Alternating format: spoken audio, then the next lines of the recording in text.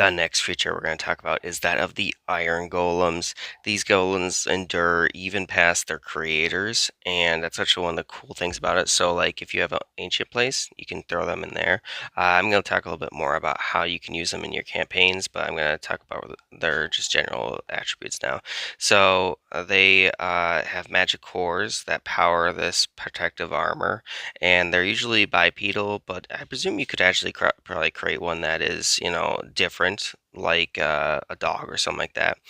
They also usually represent guardians or just legendary heroes, so that's kind of cool as well. And they also, can like have magic blasts that take the form of like fiery bolts or poisonous emissions and stuff like that.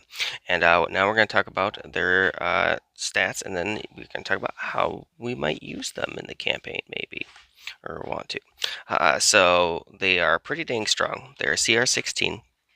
They 20 C, 252 hit points, 30-foot movement. They do have fire absorption, so whenever you do fire damage, they actually heal, which is crazy. They also just have so many immunities: psychic, poison, fire, and additionally, they also are CR 16, so keep that in mind. And then we also have immutable form as well as magic resistance, and then we also just have a bunch of other like really cool multi-attacks. So this does an average of about 30 damage. They also just for their bladed arm. For their fiery bolt, they had 36 damage, and it's a plus 10 to hit. Plus 12 for that other one. That's pretty crazy. And they also just have that poison breath that I was kind of talking about earlier. So, guys, now I know this sounds like pretty, cliche, or maybe not cliche, but so in my worlds, big cities actually have these guys because, like, as their guards. So this, in my opinion, is really good just because it prevents player killers, or your players becoming like just murder hobos, I suppose is the word.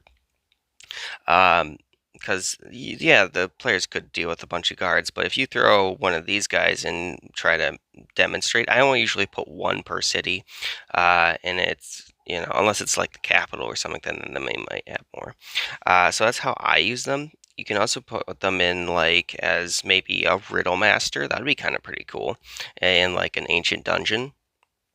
Well, it doesn't say they can speak, but you could go and have them, like a pre-recorded like magic mouth say, you must do something to pass or something like that. That'd be pretty cool.